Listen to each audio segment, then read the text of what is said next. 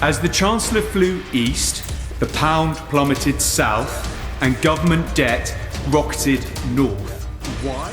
The details of our plans to kickstart growth in the economy after 14 years of failure from the party opposite. They never were very good at numbers, Madam Deputy Speaker. In this video, we're going to take a look at those questions you didn't get to see from the mainstream media from the China debate back in the Commons this week. See Rachel Reeves squirm, see the MPs take it to her. First up, obviously you saw the exchange between Mel Stride with Rachel Reeves, but a couple of key points from the Mel Stride tirade was this. Pound has hit a 14-month low. Government borrowing costs are at a 27-year high. Growth has been killed stone dead. And then... This is a crisis made in Downing Street. Yeah. Say it is, Mel. Say it is. Say Socialist it is. Governments that think they can tax and spend their way to prosperity. Exactly. So Mel's just kind of giving him the lowdown that higher taxes equals less productivity. Unbelievable. Exactly. If everyone's paying tax, no one's got any money to spend any money, and therefore no one grows, no one does anything, everyone goes out of business, and it's a disaster. But talking of disasters, obviously here in the UK we pride ourselves of being Western and having high standards in ethical production. It's something that Ian Duncan Smith wants to get to the bottom of. So come on, let's have a look, Ian. What are you saying? Can I ask the Chancellor to be clear now to the House about the government's position on slave labour? Can she explain whether this government will allow any products or services or companies to align themselves here or import goods into here that contain any slave labour, no matter how important that import is? Yeah, exactly. We don't want it. We want to know exactly where the supply chain is, exactly who's in it, and what they're, how they're being tracked. What does Rachel say about this? Come on, Rach. To ensure that global supply chains are free from human and labour rights abuses. As the Right Honourable Gentleman knows, under Section 54 of the Modern Slavery Act 2015, commercial businesses who operate in the UK and have a turnover of more than £36 million are required to report annually on the steps they have taken, and quite right so. Okay, so what are your thoughts on that? I think she's a bit out of her depth, to be honest with you. I don't think she can quantise how China produce items. I don't know if...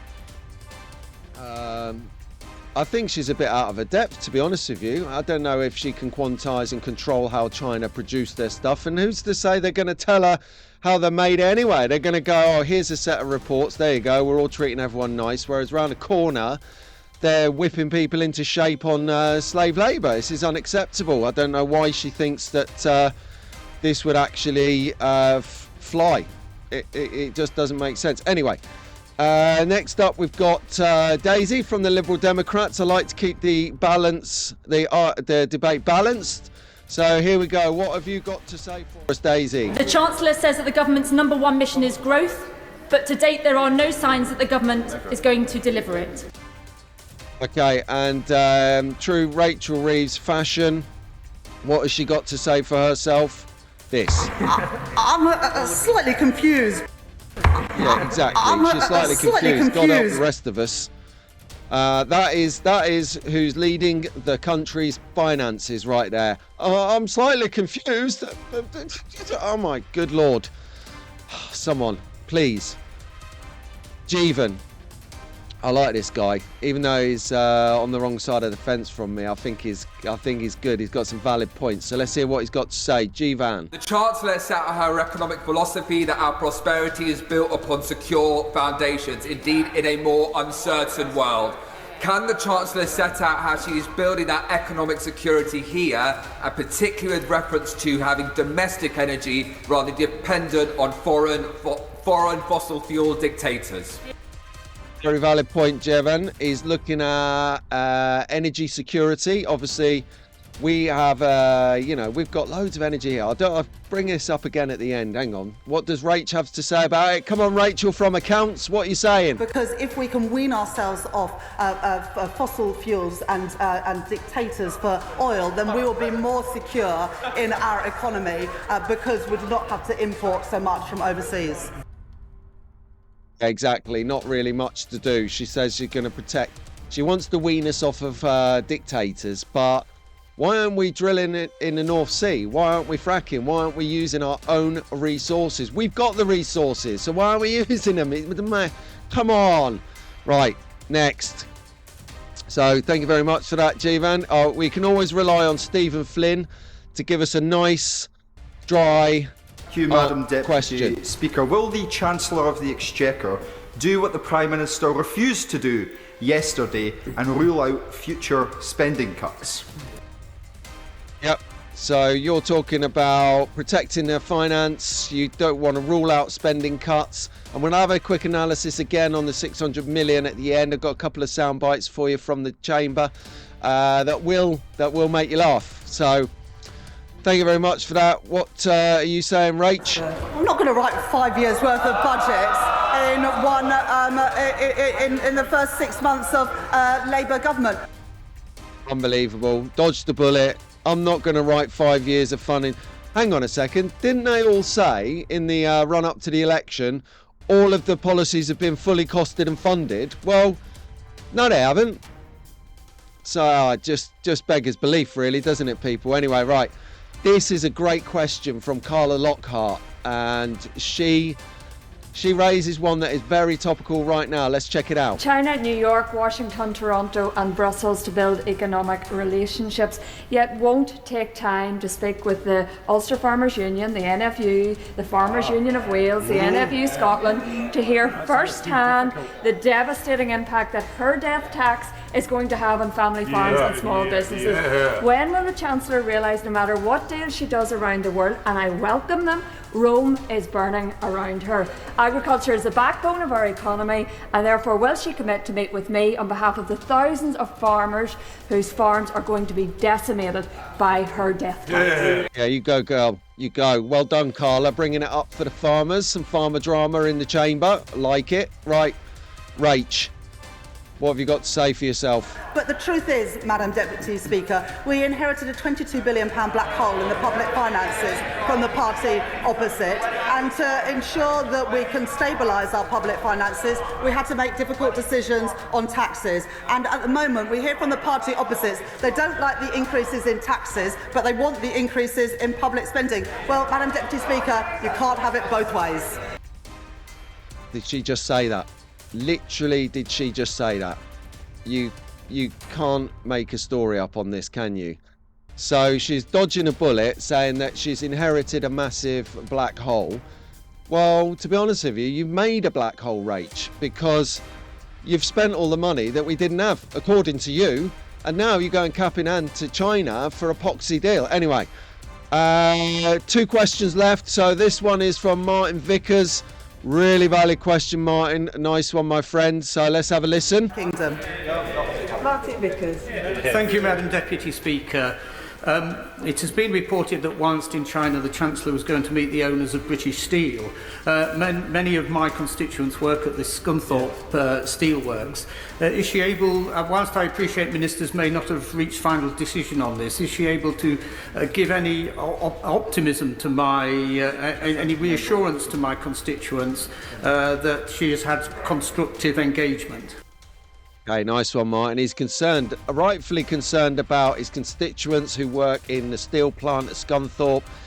Very worrying because, let's face it, China produce everything. So we might touch on that a bit towards the end in the editorial piece, in the monologue. But very worrying because if businesses are taxed too high here, they're going to close down. Where do we get our products from? Where do we get our steel? Where do we get our whatevers?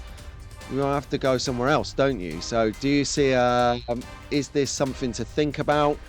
Are we trying to tax out UK businesses to make it more appealing for foreign businesses to come through and offer us labour we can't compete with due to ethical...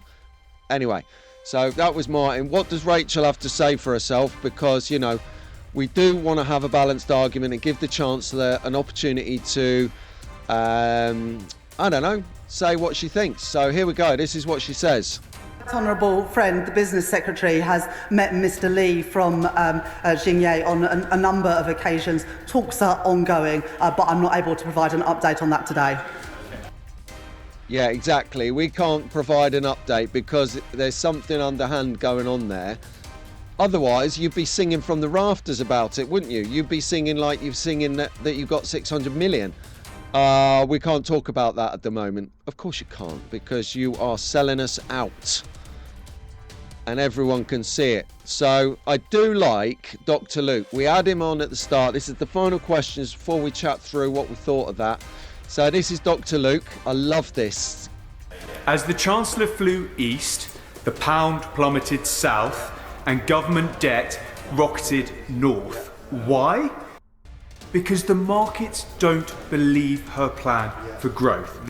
Exactly. No one believes her plans for growth because they're stifled. Here, check this out. So this is what she says back to him, and this is the Chancellor. The reason why bond yields in the United States, in Germany and France have risen is because of decisions made by this government. I think the honourable member opposite should just get real. Just get real. Just get real, everyone. Don't like my plan. Just get real. Oh, stop calling me names. Just get real. Your plan sucks. You know, face it. Live up to it. Own it. Own the fact that your plan sucks. Anyway, talking about, I've got a couple of things here, right? Over to the lady's name evades me, but this is quite an interesting statistic. Here we go. Speaker, UK exports to China currently represent less than 10% of UK total exports, whereas our exports to the EU represent over 40%, representing as it does the greater opportunities available to our small and medium enterprises in trading with the EU. Will the Chancellor commit to spending 4 times as much time talking to our European partners about our trading opportunities as she has done to China? Nice. Now, I'm not a fan of the EU, as you well know, but he is right. We do so much more business with the EU, with America. China are our fourth largest trading partner. Not one, not two, not three, but fourth. And we're going over pandering to them. Anyway, I tell you what I do have. I have a little clip here from a guy who kind of brings it out quite nicely. So let's have a listen to the honourable gentleman. You ready? That £600 million in revenue is less than 1/90th of HSBC's annual profit. Did you hear that? Wow. Let's hear it again. That £600 million in revenue is less than 1/90th of HSBC's annual profit. That's incredible. That is unbelievable. So if anyone's got a calculator or anyone a bit more gifted with maths can work out what 90 times 600 million is, then you've got the number that HSBC's annual profit share is. That's why this China deal is going to be good for the bankers, the financial services, and all of these licenses and what it passes or whatever she speaks of is going to be good for the financial sector. Well, that's good for them. Perfect. We got 600 million, 120 million pounds a year, which is utter joke from the second largest economy in the world.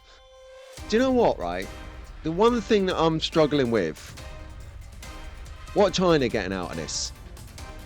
No one's asked what China are getting from us for this. They're giving us 600 million. They're giving us some licenses. They're giving us some access to the financial markets and sectors. And they're giving us the ability to export our product to China. Are you nuts? Who exports to China? I mean, China make the stuff and export to us. It's how it works, because they're so cheap, because they have no ethical standards in labour, and because there's so many of them. You know, that's what did we get from it? That's what I'd like to know. Hit me up in the comments. Anyone up there actually knows what we got other than supporting bankers and the ability to send some bicycles to China.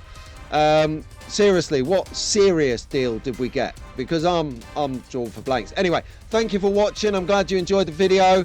I will bring you some more updates as I see them here and there, really strong ones. So do stay tuned, subscribe, like, do all that funky stuff, and I'll see you on the next video. Take care.